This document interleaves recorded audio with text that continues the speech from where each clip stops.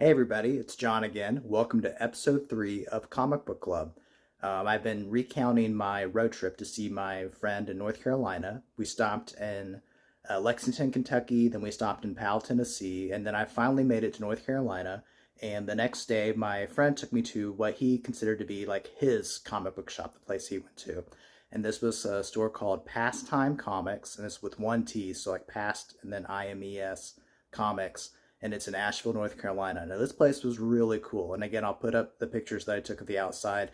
On the outside, just looks like maybe a house that kind of like has decorated the windows, but when you get inside, this felt like a comic book shop straight out of the 90s, like pure white walls, posters everywhere. Everything is like really well organized and spaced out.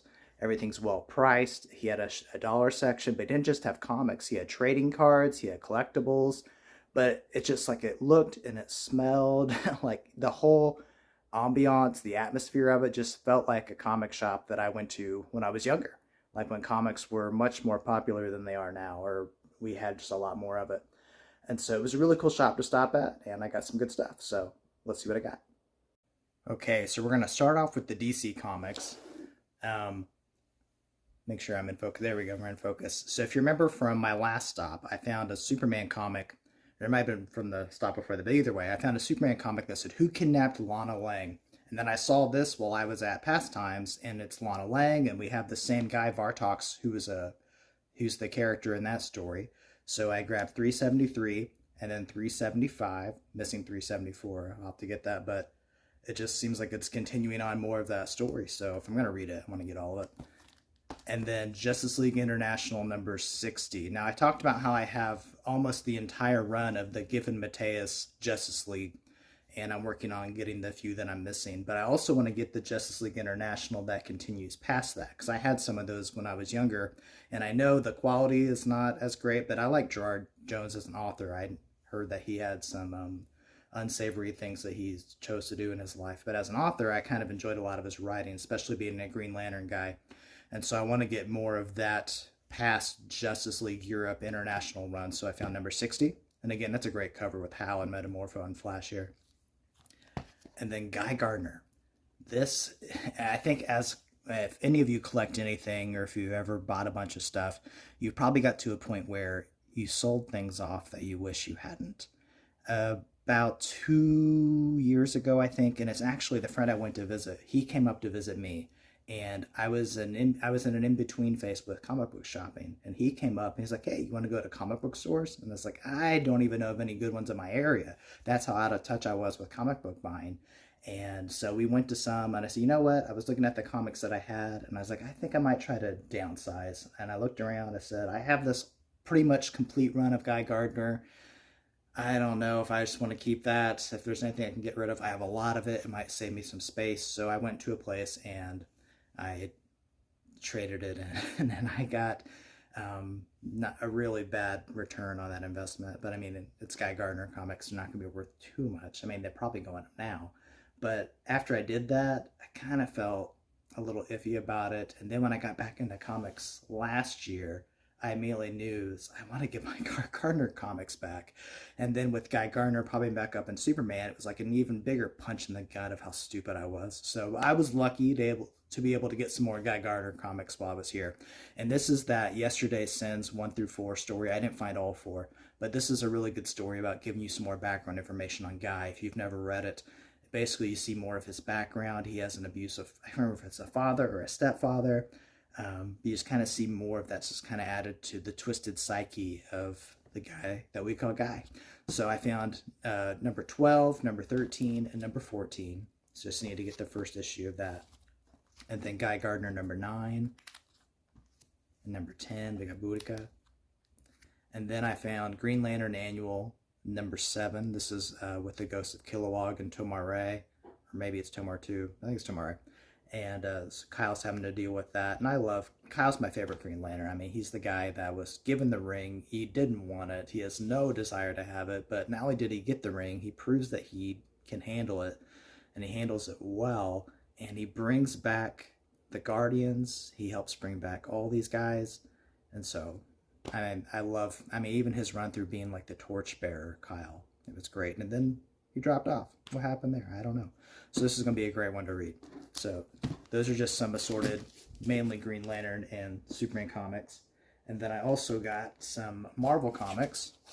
So a Sabretooth Classic. This is a reprint of one of the X-Men from the Claremont era in the 80s. So this is Sabretooth Classic number 10. It's a Marvel team up. This is Spider-Man and Nick Fury. Spider-Man and Thor. And then we have Mighty Thor facing the Juggernaut. This is number 429. And then Savage Dragon. This is Savage Dragon number 1 of volume 2. But I didn't realize that when I bought it, but I'm so glad I bought it.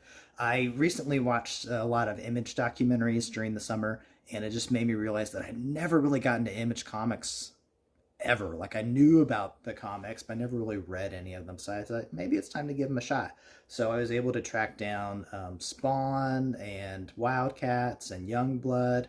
But for Savage Dragon, I had not gotten a number 1 yet. I had gotten 2 and 3 of volume 1, but I hadn't found 1. I grabbed this and then realized later that this was basically issue number 4 of Savage Dragon. I just saw the $1.95 price and hey, maybe this is it. I should have paid better attention, but I'm so glad I have it. But I still need to get number 1. So these are just sitting here and I can't read them yet. So anyways, got those. And then, as you know, if you paid attention last time, I am looking for new Defenders comics. So I was talking with the guy there, and I asked him if he had any, and he's like, I don't know. But what was really cool, he's like, he just disappeared. And all of a sudden, he came back, and he had been checking through his stuff. He looked through his dollar bins, and they have a bin of collections, like of runs that they've bagged up together. And he looked through all of that to see if he could find it. And he said, yeah, I wasn't able to find that, but I did find Defenders run by Giffen and Mateus. And I was kind of shocked by that. I didn't realize that Giffen and Mateus had done a run of Defenders. It was a mini series. And so he handed that to me, like, yeah, I'll take that. I mean, because I love Giffen and Mateus. So this is that 2000s, I believe, era run of Defenders. It's a 5 series. So this is number 5, 4, 3, 2, number 1. Now, when I'm looking on my comic app, it's a lot of people are rating this kind of low, but it'll be fun to read no matter what. So it's kind of cool. And I just love that the guy went out of his way to actually find what I was looking for. You know, he actually felt like a librarian of his shop. That's not something you see too much. And then the last stuff that I grabbed was Avengers related. Another thing that I'm working on getting are all of these annuals that make these big stories, these big events.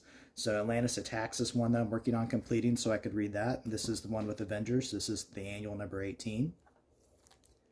And then this is from that maximum security storyline with all the alien races are kind of shutting down Earth. And I think Kree's kind of at the front line of it. So this is Maximum Security Avengers.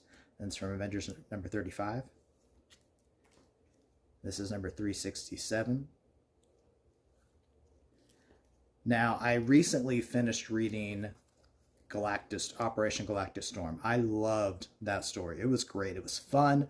It was kind of like, if you heard me in the last video, I was talking about Panic in the Sky and how much I love that Superman story. This kind of felt like an equivalent for the Marvel Universe with a big epic story. It's not taking itself too seriously like Infinity Gauntlet. I mean, that's almost just, it gets to a point where you don't really get to see much happening with the characters because everything's happening from such a high level. This is more an on-the-ground level, the Avengers dealing on a pretty big threat. And even the ending of it kind of leaves you with a lot to think about, with a lot of the consequences of the fallout of that. So this is kind of the what if it didn't go as planned. Part 1 of 2 is able to get both runs of that, or both books of that. Looking forward to reading it. And then if you've been paying attention, you also know I am a big fan of Kang. I won't get into all that again, but these are the Kang comics that I got. So this is number 2 of the Terminatrix Objective, which is kind of like the sequel to Citizen Kang. And then Avengers, The Last Story. And it's a Peter David story, so that'll be fun. I'm not sure which Avengers this is, but this is an Alex Ross variant cover with Kang on it. If anything, this will probably be one that I hang up. And then the Avengers Forever storyline that heavily features Kang. So this is number 1 and number 5. And then my friend, while I was looking around at comics, he was looking around at some of his stuff, and he noticed in the trading card area a Kang trading card. Now, I've already put that in my card album, but I took pictures of it, so I'll put that up here so you can see it. But he's like, John, come here. So I came over and was like, well, yeah, I'm grabbing that. So I was able to get a Kang trading card, which is pretty neat. So it was a pretty fun stop. In fact, like, this is a comic shop that I would go to all the time. If I lived in North Carolina in his area, this would be my comic book shop. If you were ever in the Asheville area of North Carolina, even if you're like an hour's drive away, this was a really good store. The guy that runs it was great. His selection was great. The store itself was great. It was a really great stop. And it's Pastime Comics in Asheville, North Carolina. So if you're ever in that area, check it out. All right. See you next time.